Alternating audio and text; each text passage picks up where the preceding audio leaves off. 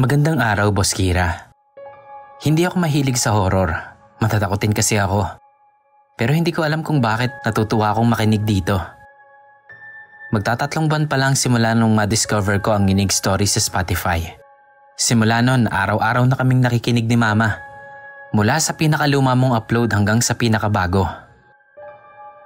Gusto ko lang din po sanang magbahagi ng kwento. Sana po mapili at ma-narrate mo ito. Hindi po ako marunong magkwento, kaya kayo na pong bahala kung paano niyong i-deliver ang storya na to.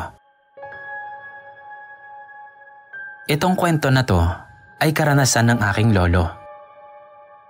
Ang lolo ko kasama ang bayaw niya at karamihan ng mga kalalakihan dito sa lugar namin ay karpentero ang naging hanap buhay. Taong 1975, nagkaroon ng malaking proyekto ang mga lolo sa lugar ng Laguna. Gagawa daw po sila ng clubhouse. Yung lugar na pagtatrabahuhan nila ay isang malaking lote at merong malawak na gubat. Walang kahit anong bahay sa paligid at malayo ito sa lahat. Ang lolo po ay mahilig magtanim. Kaya naman nagtanim daw po si lolo doon sa gubat dahil nga malayo ang palengke para daw doon na lang sila kukuha ng makakain nila. At dahil din po matatagalan din daw sila doon, ay kasama din po nila ang mga pamilya nila doon sa lugar. Sa gubat na yon, ay madalas daw silang makakita ng matandang babae na hindi daw nila alam kung saan nagmumula. Dahil nga daw wala namang ni isang bahay sa paligid nila. Yung bayaw po ni Lolo, na tawagin na lang nating Ernesto, ay mapagbiro. Ang sabi ni Lolo, madalas daw na mabiro ni Lolo Ernesto yung matandang babae. Nung nagtatrabaho na po sila, si Lolo Ernesto daw po ay madalas na sumakit ang ulo. Pag sumasakit daw yon, inuumpog ni Lolo Ernesto yung ulo niya sa pader. Hanggang sa dumating daw po yung araw na nakapagdesisyon na si Lolo Ernesto na hihinto na lang siya sa pagtatrabaho at uuwi na lang sa Lola Mila. Asawa niya po na kapatid ng lolo. Uuwi na lang daw siya dahil nga hirap na siya sa kakasakit ng ulo niya. Yung araw daw po na yon na nakapagdesisyon na siya, sumakit daw ng sobra-sobra yung ulo niya. Gusto na daw niyang magpadala nun sa ospital dahil hindi niya na daw kinakaya yung sakit ng ulo niya. Tinawag ng Lola Mila ang mga kasama ng lolo para magpatulong na madala sa ospital ang Lolo Ernesto. Binibihisan daw noon ng Lola Mila si Lolo Ernesto nung biglang nandoon na yung matandang babae sa loob ng tinutulugan nila kung saan niya nga binibihisan ang asawa. Pagkasugod sa ospital, namatay daw si Lolo Ernesto. At ang sabi sa kanya, meningitis daw yung ikinamatay.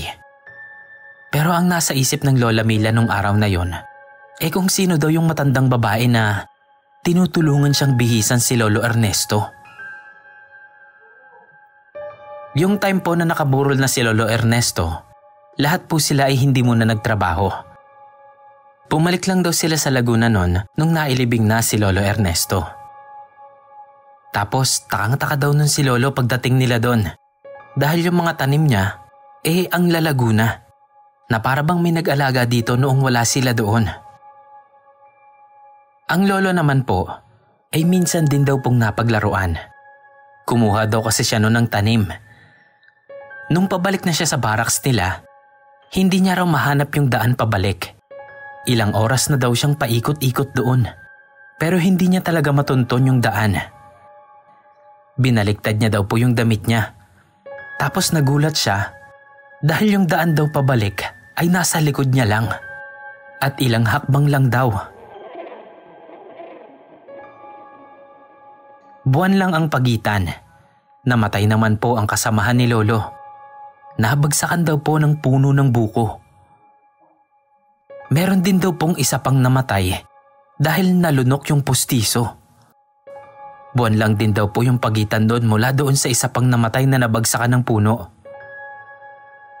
Kaya naman napagkasunduan nila na itigil na lang yung proyekto na yon at umayaw na po sa trabahong yon.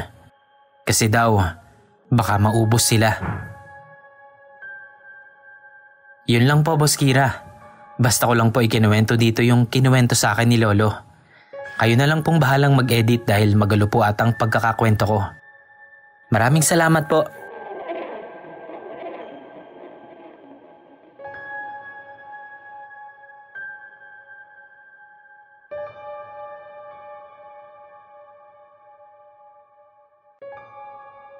Hello po. Palagi po akong nakikinig ng mga kwento ninyo dito sa Spotify. Gusto ko din pong i-share yung mga sarili kong karanasan. Tawagin niyo na lang po akong Mika. Nung bata po ako, mahilig akong tumingin sa salamin o kausapin yung sarili ko sa salamin. Nung time po na yon, ay ako lang pong mag-isa sa bahay. Yung ate at kuya ko po ay nasa labasan ng lugar namin.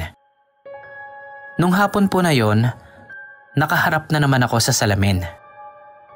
Yung salamin po namin ay nasa pagitan ng pinto namin. Pintuan, salamin, tapos bintana. Tapos pader, tapos bintana po ulit. Habang naglalaro po ako sa harap ng salamin, biglang may dumaan na bata sa bintana. Tinawag ko po siya sa pangalan niya. Joy! Tapos hinintay ko siyang dumaan doon sa kabilang bintana. Tatawagin ko sana ulit siya noon. Kaso parang ang tagal ko na siyang hinihintay, hindi pa rin siya dumadaan. Lumabas ako para hanapin siya pero wala talaga akong nakitang kahit isang tao man lang. Napapalibutan po ng tubo ang buong lugar namin. Kaya inisip ko noon ay baka tinaguan niya ako. Kaya naman hinayaan ko na lang. Lumipas ang ilang araw. Iniisip ko pa rin noon yung batang nakita ko. Kasi bigla kong na-realize na parang imposible po kasi na yung batang nakita ko na yon ay si Joy. Anak po siya ng teacher namin. Kasi malayo po sila sa lugar namin. Yung bata po na nakita ko, naka-white siya na damit, tapos maiksi yung buhok niya. Ikinuwento ko sa nanay at ate ko yung nakita ko. Pero sabi nila, hayaan ko na lang daw.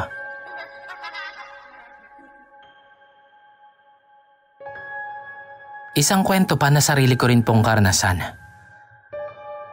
Sa lugar po namin, sikat po yung kwento ng nurse at madre na bumababa daw sa bus tapos hindi na nakikita pagkababa nila. Marami na po sa amin ang minsang nakasabay ang nurse na yon. At yun nga, pagkababa raw nito, hindi na nila ito nakita. Isang gabi po yon. Yung dalawa kong pinsan nagplano na maghintay kung totoo ba na may bumababang babae sa bus. Sabi-sabi po ng mga taga doon sa amin na kada Tuesday at Friday daw po sila nagpaparamdam. So gabi na po yun ng Friday. Tulog na yung mga tao sa amin. Yung ginawa po nila, naghintay daw po sila sa may waiting shed kung saan pwede nilang makita yung mga bumababa sa bus. Ilang minuto pa lang silang naghihintay, may bus daw na tumigil sa tapat ng waiting shed. Tapos nakita nila na may bumababa nga. Pero pagkababa nito, tita daw pala namin. So naghintay pa ulit sila ng ilang minuto pa. Dumating yung pangalawang bus. Tumigil ito sa tapat ng waiting shed. Bukas ang ilaw ng bus, kaya naman makikita nila yung mga pasahero sa loob. Yung time po na yon, may nakita silang babae na tumayo, pero bumalik lang ulit sa pag-upo. Yung babae po kasi na tumayo, yung tipong may dadaan sa harap niya, kaya siya napatayo. So dalawa po yung pintuan ng bus na huminto. Isa sa harap at isa dun sa may gitna. Yung konduktor ay nasa may likod na pintuan. Sumilip siya sa labas para makita kung nakababa na yung pasahero. Tapos sabi ng konduktor, "Sige na, nakababa na." Yung dalawang pinsan ko naman, nagtinginan. Kasi wala silang nakita. Tatanungin pa nga daw sana nila yung konduktor kung may bumaba talaga. Pero yung bus, dali-dali daw na umalis agad. After po nun, bigla pong humangin ng sobrang lamig. Tapos Ang bango daw po ng amoy. Dahil doon, nagtatakbo na silang dalawa sa kabilang kalsada at umuwi. Kinabukasan, ikinuwento nila yung nangyari. Yung sa akin naman po, nangyari to mga 6 p.m. Nung time na yon, yung ate ko po ay college na. Naghihintay po ako sa kanya sa may labasan. Yung kuya ko naman po, nasa bahay at nagsasaing. Yung tatay ko naman, hindi pa nakakauwi galing sa trabaho. Habang naghihintay ako sa ate ko, nakaupo ako sa tricycle na nakaparada. Walang katao-tao that time. Parang ako lang yata yung nasa labas nun. Yung mga tao kasi sa amin kapag mga ganong oras, busy sa paghahanda ng mga hapunan nila. Kaya bibihira talaga yung mga taong nasa labas. So yun na nga, hinihintay ko yung ate ko. Nang may tumigil na bus, nasa kabilang kalsada. Nakita po talaga ng dalawang mata ko na merong bumaba. Nakita ko yung mga paa niya sa baba na malapit sa gulong. Naka-white yun na parang pang nurse na uniform. Hindi po talaga umalis yung mata ko doon sa dalawang paa na yun. Binantayan ko po talaga. Nung umalis na yung bus, tutok na tutok yung mga mata ko doon. Nang makadaan na yung huling gulong ng bus, hindi ko na makita yung mga paa. Hinanap ko pa pero wala na talaga. Sa takot ko nun, umuwi na lang ako sa bahay namin. Hanggang sa nakalimutan ko na lang ding ikwento sa kanila.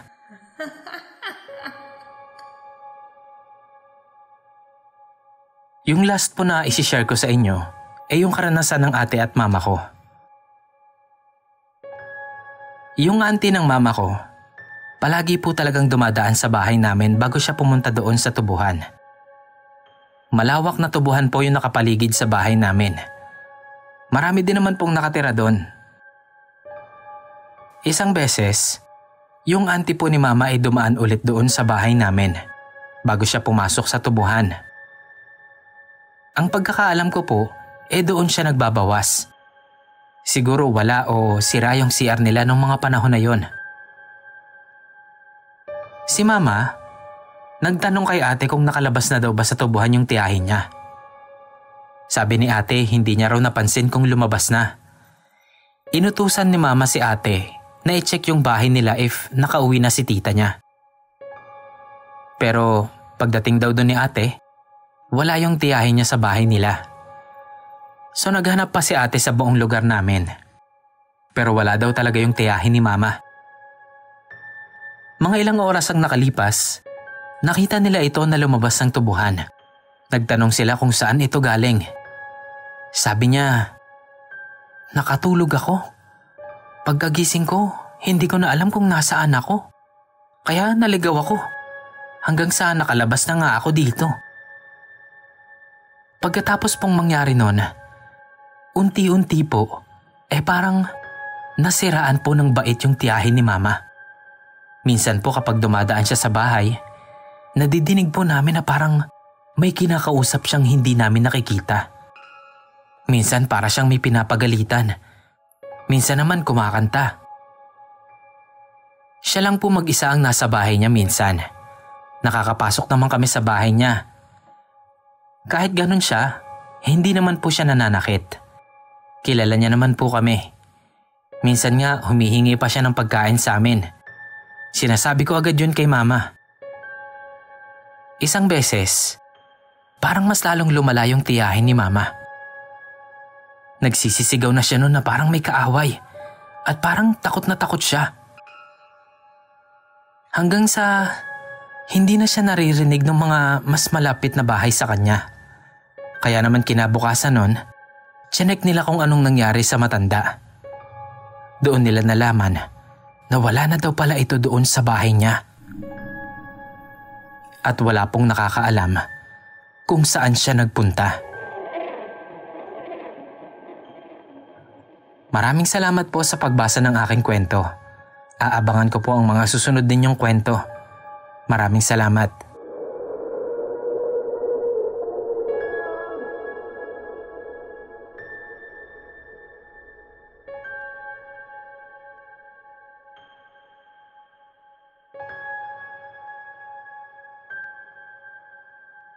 Hello po sa iyo, Boss Kira. Part 2 po ito ng kwento about sa panghitain ko sa tatay ko. Ikinalulungkot ko pong sabihin na patay na po ang tatay ko. Matagal niyang nilabanan yung kulam na lumumpo sa kanya. 4 na taon din siyang lumaban. So ngayon po, nagtawag kami ng pari. Tinanong siya ng pari kung may nakikita siya. Sabi niya, may nakikita daw siyang mga tricycle doon sa kisame. Ibig sabihin daw po nun, nakikita niya lang yung mga nakaraan nung namamasada siya. Ang sabi, ipinakita daw ng babaeng sundo ng tatay ko yung nakaraan niya. Isa po kasing tricycle driver noon si tatay. Tinulungan po siya ng mga duwende na naninirahan dito sa bahay namin ng matagal na panahon. Pero ngayon po na oras na ng tatay ko para pumunta sa kaharian ng Diyos. Bago siya namatay, ay nakita niya daw po na may babaeng nakaputi na inaabot ang kamay niya. Ayaw niya nga raw sanang tanggapin dahil gusto niya pang mabuhay. Nung araw na namatay siya, sinabi niyang nakita niya si Lola. Inaalalayan daw siya. Tapos, doon na po siya unti-unting nalagutan ng hininga. Sa burol ng tatay, may paru-parong nakadikit sa kurtina namin. Malapit yon sa kabaong niya. Nung ililibing na siya, meron na namang paru-paro na parang ibon na pumasok sa bahay namin. Alam namin na si Lola yon, sundo ni tatay. Sa simbahan po habang nagsesermon po yung pare, ay nagulat kami ni ate nung makita naming gumalaw at tumaob yung base ng bulaklak. Yung mga kasama namin na nakikipaglibing, parang wala silang nakita. Parang busy lang sila sa pakikinig sa pare. Inisip namin nun na baka hindi na lang nila pinansin kahit nakita nila. Ayaw lang nilang matakot. Ngayon ay nararamdaman ko na nakapagpahinga na ang tatay ko mula sa paghihirap niya sa sakit na ibinigay ng kulam na yon. Salamat po sa pag-narrate mo ng kwento ko, Boss Kira. Sa susunod po ulit.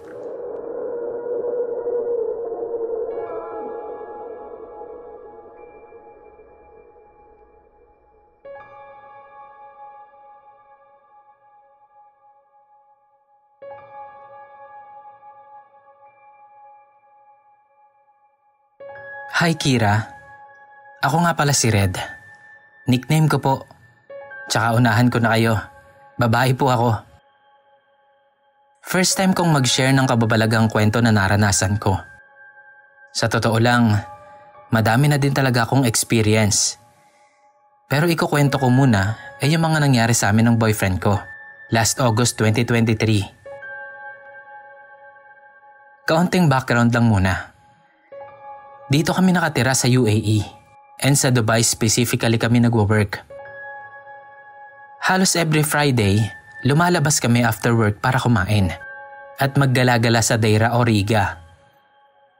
Normally, hanggang 10 PM kami nagsistay bago umuwi. Nung time na nangyari yung kababalaghan sa amin, around 7 PM na nun. Dumaan kami nun sa office niya kasi may nakalimutan siyang kunin na gamit niya at para na rin mag-CR. As expected, wala lang tao doon. At medyo spacious yung office nila.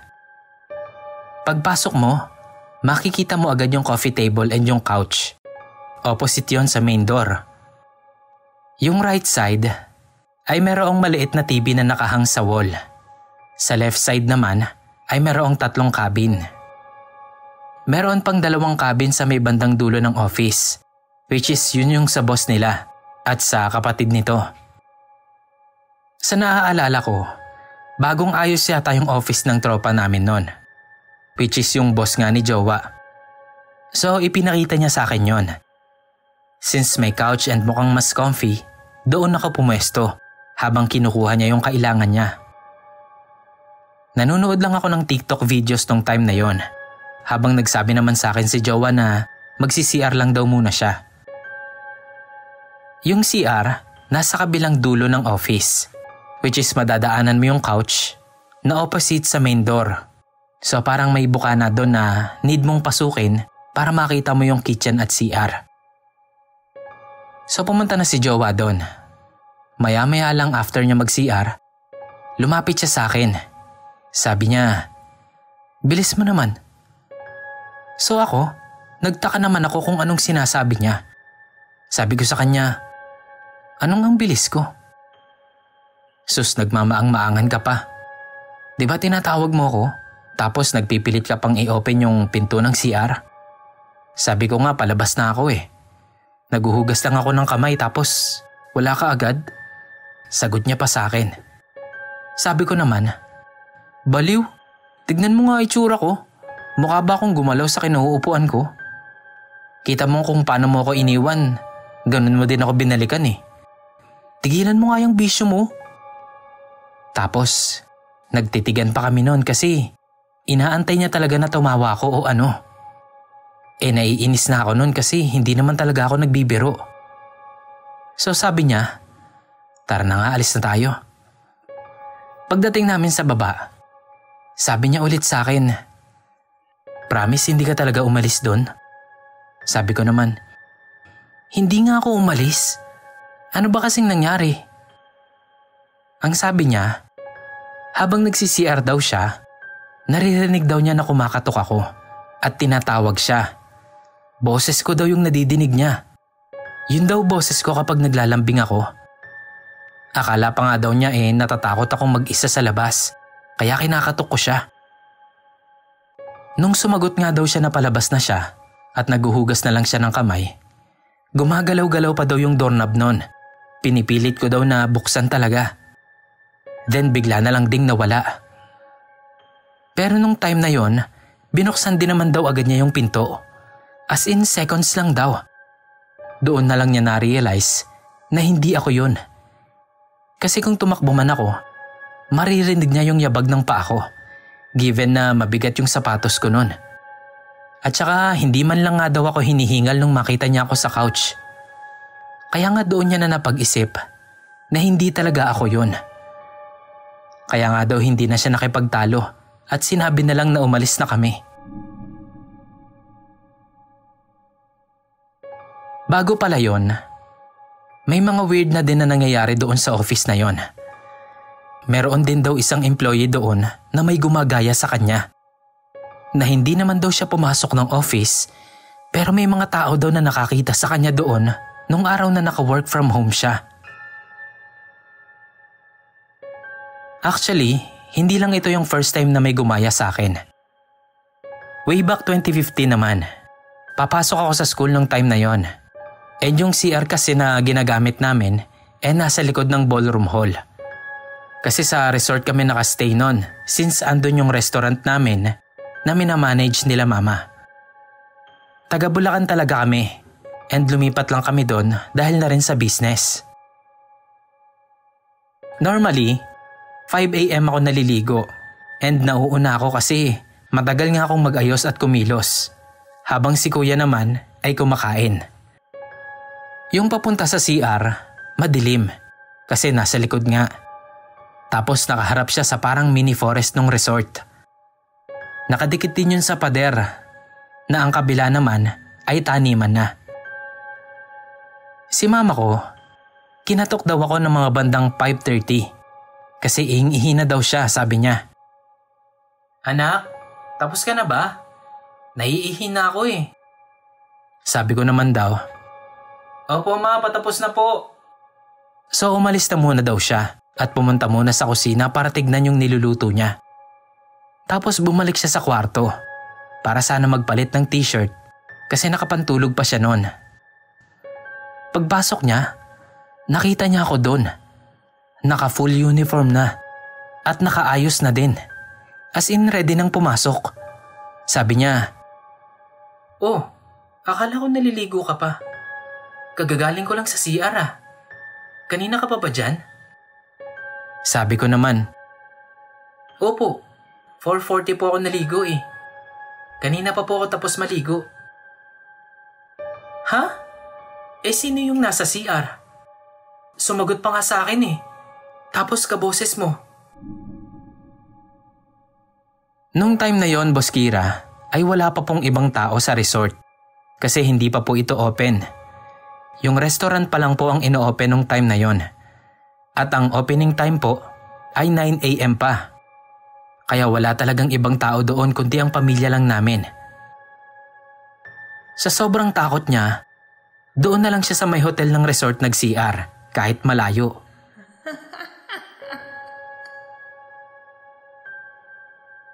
Marami pa po akong experience, lalo na nung high school pa lang ako. Pero ito na po muna yung isi-share ko.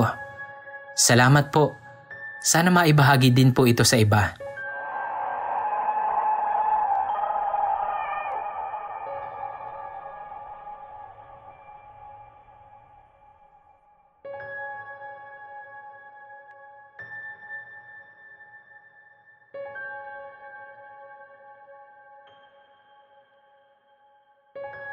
Kwento ko lang po yung na-experience ko nitong last September. Ang pangalan ko po ay Ella. Isa po akong freelance singer/choir na kumakanta sa iba't ibang lugar.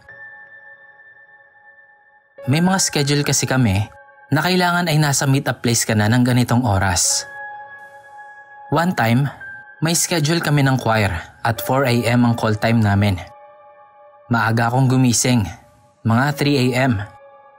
Lumabas ako ng kwarto namin. Kasama ko doon ang lola at tito ko. Pagkalabas kasi ng kwarto namin, ay may salamin sa gilid ng pinto ng kwarto. E di tinignan ko muna yung sarili ko. Tapos noon ay nag-ayos na ako ng damit na isusuot ko at maliligo na. Nagbukas ako ng phone at nagpatugtog na. Ayoko kasi ng sobrang tahimik. At saka 3 AM na. Nakakatakot pa din. Inilapag ko yung cellphone ko sa lamesa sa sala para dinig ko hanggang sa banyo yung tugtog.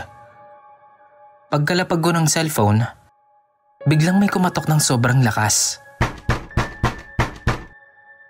6 na beses yun sa pinto. Gulat na gulat ako. Bigla akong napahinto at tumahimik. Pinakiramdaman ko muna kung may magsasalita ba o may kakatok ulit. Ilang segundo lang, may malamig na akong nararamdaman sa paligid ko. Bigla na akong tumakbo nun sa kwarto namin at ginising ko ang lola ko. Sabi ko, Nay, may kumakatok sa pinto natin sa labas. Dahil doon, naalimpungatan si nanay at tumayo. Sabi ni nanay, Baka papa mo lang yon. Sabi ko, Imposible, Nay. Kung si papa yon, madidinig ko yung motor niya na pumasok ng gate natin. Sabi naman ni nanay, O sige, gumayak ka na at magbabantay ako dito. Habang nag-uusap kami, biglang bumagsak yung malaking kandila sa altar. Yung ginagamit na advent candle sa simbahan. Nasa tapat lang siya ng pinto namin sa kwarto, kaya kitang-kita namin na bumagsak yun. Dali-dali naming binuksan ang lahat ng ilaw sa bahay para lumiwanag. Hinintay ako ni Lola na gumayak para sabay kaming magbukas ng pinto. Pagbukas ng pinto ng bahay, wala naman kaming nakitang tao. Wala rin yung motor ni Papa, kaya imposible talagang si Papa yun. Dahil maririnig ko talaga yung motor niya na papasok sa garahe namin. Pero wala wala talagang tao. PS, may isa pa kaming gate bago makapasok ng bahay. At maririnig mo yung ingay ng gate namin na yon kapag binubuksan. Kaya ano din talagang iisipin ko, di ba? Sino ang kakatok ng malakas ng ganoong oras?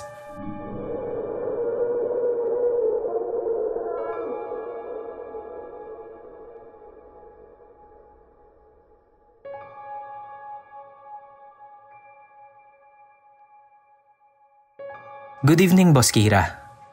First time ko pong isi-share itong storya na to na naranasan ko noong 3rd year high school pa ako.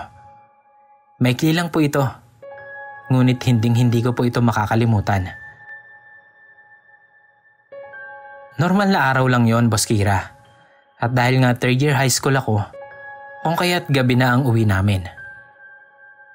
Meron akong bagong group of friends sa loob ng classroom na parang hindi naman mawawala talaga sa high school students, lalo na kung extrovert ka na tao.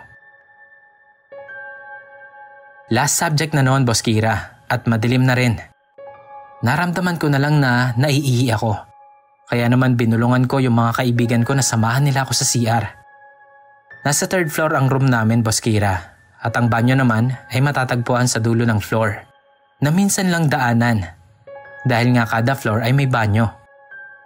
Madilim at mabigat ang pakiramdam, lalo na kung ikaw lang mag-isa, kaya lagi akong nagpapasama sa mga kaibigan ko. "Ma'am, may we go out?" Paalam ko sa teacher namin matapos pumayag ng mga kaibigan ko na samahan ako. Pero hindi kami pinayagan nun, kaya naman pinigilan ko na lang yung nararamdaman kong pagkaihi. Maya-maya pa, lumabas yung teacher namin. May kukunin lang daw siya sa faculty. Ang faculty kasi nila ay nasa 2nd floor pa ng building. Kaya mahaba-haba pa yung lalakarin na pagkakataon na rin namin upang sumibat. At ayun na nga ang ginawa namin, Boss Kira. Nagtatawanan pa kaming 4 noon habang naglalakad. Pagdating sa banyo, nauna ako sa isang cubicle. Sumunod naman yung isa kong kaibigan. Habang ang dalawa naman ay nagchichikahan tungkol sa mga schoolworks na gagawin. Sabay na rin kaming lumabas sa cubicle ng isa ko pang kaibigan. Nagugas kami ng kamay.